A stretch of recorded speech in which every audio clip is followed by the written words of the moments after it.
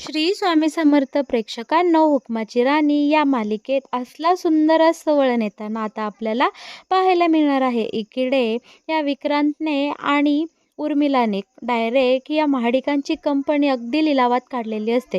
कंपनीचा इथे खूप मोठ्या प्रमाणात लिलाव चाललेला असतो. खूप मोठे मोठे लोक इथे लिलावासाठी कंपनी विकत घेण्यासाठी आलेली असतात.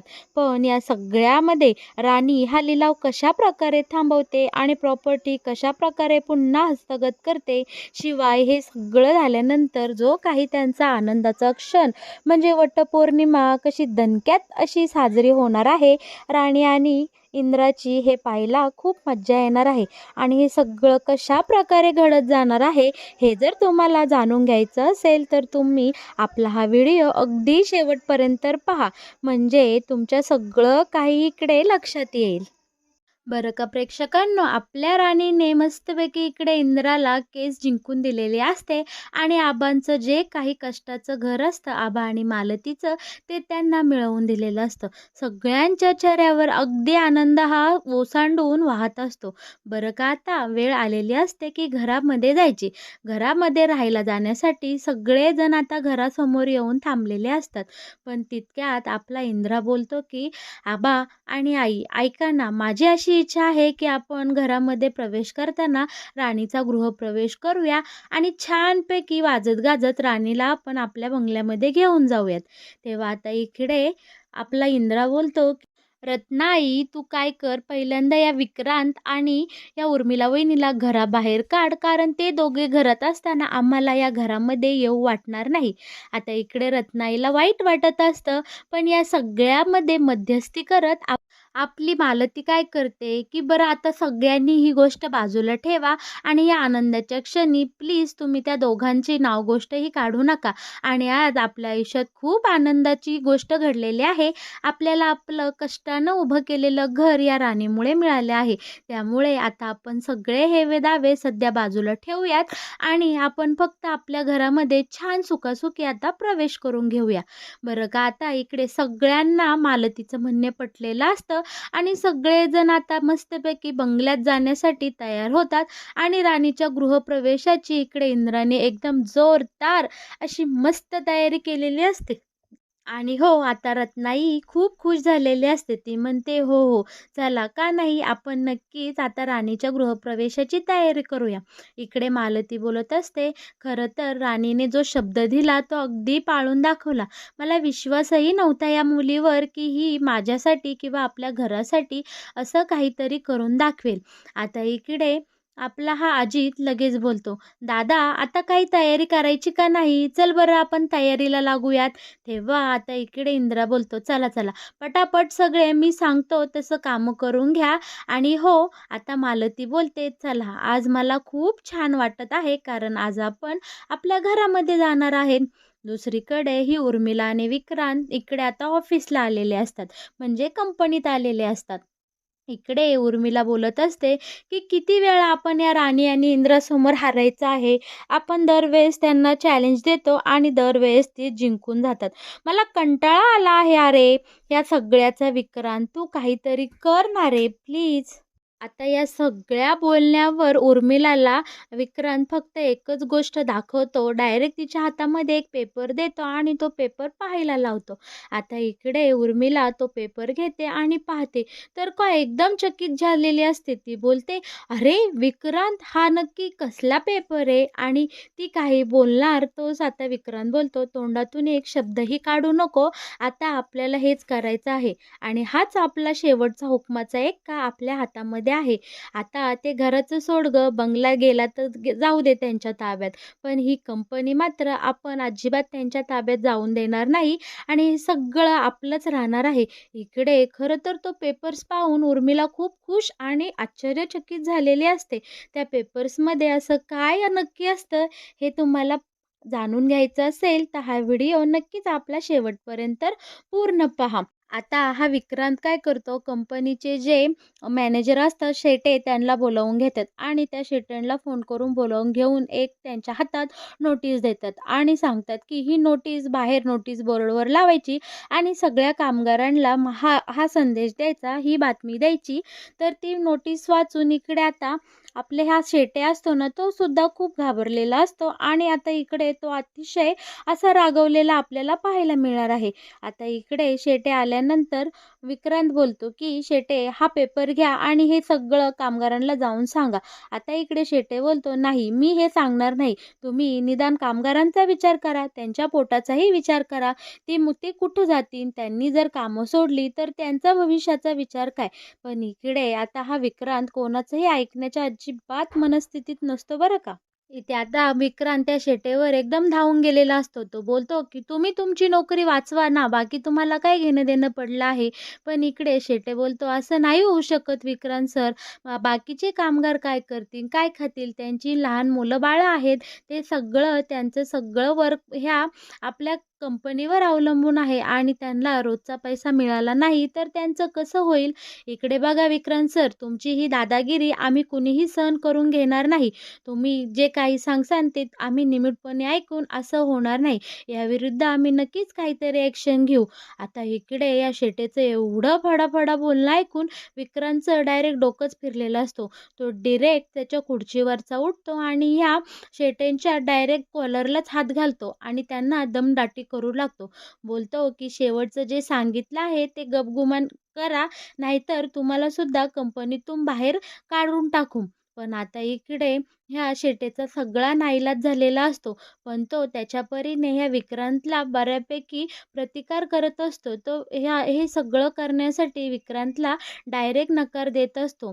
शेटे बोलतात, की "ही कंपनी आबासाहेबांनी खूप कष्टाने उभी केली आहे आणि या कंपनीमध्ये काही फेरबदल करायचा असेल, तर त्याचा संपूर्ण अधिकार फक्त आबासाहेबांना आहे आणि आबासाहेब आमच्या कामगारांविरुद्ध असा कधीही निर्णय घेणार नाही, की आमचं नुकसान होईल." आता इकडे आबांचं एवढं सारं कौतुक ऐकून हा विक्रांत डायरेक्टच भडकलेला असतो. तो शेटेंवर एकदम आक्रमक झालेला असतो. आता इकडे उर्मिलाही खूप घाबरलेली असते, पण तिचं सध्या या विक्रांतसमोर काहीही चालत नसतं. पण आता अखेरीस हा शेटे तिथनं निघून जातो आणि विक्रांत त्याच्या कॉलरला धरून त्याला त्याच्या केबिनमधून बाहेर हाकलवून देतो डायरेक्ट. आणि आता विक्रांत इथे बोलत असतो. आता तो बंगला गेला तर गेला. तसंही त्या बंगल्यामध्ये आपलं म्हणण्यासारखं कुणीही राहिलं नाही. उर्मिला बोलते, "मग आता आपण कुठं राहायचं? नक्की आपली काय सोय होणार?" तेव्हा विक्रांत बोलतो, "चल मस्तपैकी आपण एखाद्या चांगल्या 5 स्टार हॉटेलला जाऊन राहूयात. तिथं तुझा मूडही छान होईल आणि आपण दोघे एन्जॉयही करू. आणि हो, आई आणि आजीच्या नावाने आपण त्या 5 स्टार हॉटेलला जाऊनच अंघोळ करूयात. तसंही आता त्या माडिकांच्या बंगल्यामध्ये आपलं असं सख्खं रक्ताचं नातं कुणीही राहिलं नाही." इकडे आता विक्रांतच्या डोळ्यावर एक वेगळीच गर्वाची धुंदी चढलेली आता आपल्याला पाहायला मिळणार आहे आणि त्याच्या ह्या सगळ्या कृत्याला उर्मिला मात्र चांगलंच खतपाणी घालताना सुद्धा आपल्याला दिसणार आहे. तिला तर खूपच आनंद झालेला असतो. असंही तिला रत्नाई आणि अजित आवडतच नसतं. बाकी सगळ्यांसोबत तर ती उघड-उघडच वाईट वागत असते. बरं का, तिकडे महाडिकांच्या बंगल्यावर राणीच्या गृहप्रवेशाची चांगली जय्यत तयारी चालू असते. आता राणीचे आई-वडील सुद्धा राणीला भेटण्यासाठी तिकडे येतात. केस जिंकली म्हणून अभिनंदन करतात. राणीला त्यांना असं जिंकलेलं पाहून आई-वडील तिचे खूप कौतुक करतात आणि तिला घट्ट मिठी मारतात. शिवाय इकडे मालतीही राणीचं खूप पोटभर कौतुक करते. हे पाहून राणीच्या आईला खरंच खूप आनंद झालेला असतो. आता वेळ आलेली असते राणीच्या गृहप्रवेशाची. सगळे छानपैकी तयार झालेले असतात. मस्त सुंदर दिसत असतात. राणी तर अगदी नक्षत्रवाणी देखणी दिसत असते बरं का इकडे. आणि आपला इंद्राही एखाद्या हिरोपेक्षा कमी नसतो. सगळेजण खूप आनंदात असतात आणि मस्तपैकी हसत खेळत असतात. आता जेव्हा गृहप्रवेश करण्याची वेळ येते, तेव्हा सगळे तिथे जमा झालेले असतात. आणि हो, इंद्राने कंपनीतल्या सगळ्या कामगारांना घरी बोलवलेलं असतं आणि छोटीशी अशी पूजा देखील ठेवलेली असते. सगळ्यांसाठी छान जेवणाचा बेतही इकडे इंद्राने आखलेला असतो. पण नेमकं काय होतं, गृहप्रवेशाच्या वेळेस जेव्हा राणीचा गृहप्रवेश होणार असतो, तेव्हा नेमके सगळे कामगार आता इथे बंगल्याबाहेर येतात आणि कामगार इंद्राला सांगू लागतात, की विक्रांत विक्रांत सरांनी आपली कंपनी लिलावात काढली आहे. त्यांनी तिकडे खूप मोठा लिलाव काढला आहे आणि आपली कंपनी आपल्या हातून जाणार आहे. शिवाय विक्रांत सरांनी आम्हाला सगळ्यांना कामावरून काढून टाकलं आहे. आता आमचं काहीही भविष्य राहिलं नाही. आता ही बातमी ऐकताच सगळ्या माडिकांना इतकं वाईट वाटत असतं आणि इंद्राला तो खूप वाईट वाटत असतं. राणीलाही खूप मोठा धक्का बसलेला असतो. बरं का, या सगळ्यामध्ये आपल्या आबांची ही बातमी ऐकून डायरेक्ट तब्येत बिघडते. ते डायरेक्टच खाली जमिनीवर कोसळतात. राणीलाही खूप वाईट वाटलेलं असतं. आबांनी ही कंपनी खूप कष्टाने कष्टाने आपल्या घामाचा थेंब गाळत गाळत मोठी केलेली असते आणि ती कंपनी लिलावात काढणार हे ऐकून आबांना अजिबात सहन होत नाही. ही बातमी आबांना सहन न झाल्यामुळे त्यांची तब्येत आता इथे ढासळताना आपल्याला पाहायला मिळणार आहे. पण या सगळ्यामध्ये राणी मात्र धीराने काम घेते. आता राणी काय करते, ज्या ठिकाणी लिलाव चालू आहे त्या ठिकाणी आता राणी आणि आपली इंद्रा दोघेही जातात आणि नक्की तिथं काय प्रकार चालू आहेत हे कामगारांसोबत सगळ्यांना घेऊन कामगार कमिटी वगैरे त्या लिलावाच्या ठिकाणी जाऊन उभे राहतात. आता आपल्या राणीकडे मुळातच कंपनीचे ओरिजिनल डॉक्युमेंट असतात. कारण ज्यावेळी मालतीने पेपर चोरून आणलेले असतात विक्रांतच्या कपाटातून, तेव्हा तिने इकडे प्रॉपर्टीचे पेपरसुद्धा आणलेले असतात. म्हणजे ह्या कंपनीचे ओरिजिनल पेपर राणीच्या हातामध्ये असतात. तेव्हा राणी आता त्या लिलावाच्या ठिकाणी जाते. तिथे खूप मोठी माणसं इकडे कंपनी खरेदी करण्यासाठी आलेली असतात आणि विक्रांत मात्र कंपनीची मस्तपैकी बोली लावत असतो. त्यांनी एक आकडा फायनल केलेला असतो. आता इकडे सगळेजण आपापल्या परीने कंपनी खरेदी करण्याचा प्रयत्न करत असतात. पण त्याच वेळी नेमकी आपली हुकमाची राणी तिथे वेळेवर जाते आणि सगळा या विक्रांत आणि उर्मिलाचा पोपट करून टाकते. आता राणी तिथे वकिली भाषेत सगळ्यांना सांगत असते की ही प्रॉपर्टी खरं तर आमच्या आबांच्या नावावर आहे. त्यामुळे तुम्ही इथे काहीही करू शकत नाही. सगळे शेअर आबांच्या नावावर असल्यामुळे तुम्हाला ही कंपनी खरेदी करता येणार नाही आणि जो काही फ्रॉड झाला आहे तो विक्रांतने फसवून इकडे आमच्या सह्या घेतल्या आहे आणि हे सगळं कोर्टामध्ये सिद्धसुद्धा झालेलं आहे आणि त्याचे ओरिजिनल डॉक्युमेंट आणि या सगळ्याचे पुरावे हे माझ्या हातामध्ये आहे. यावर तुम्हाला कुणाला काही म्हणायचं आहे का?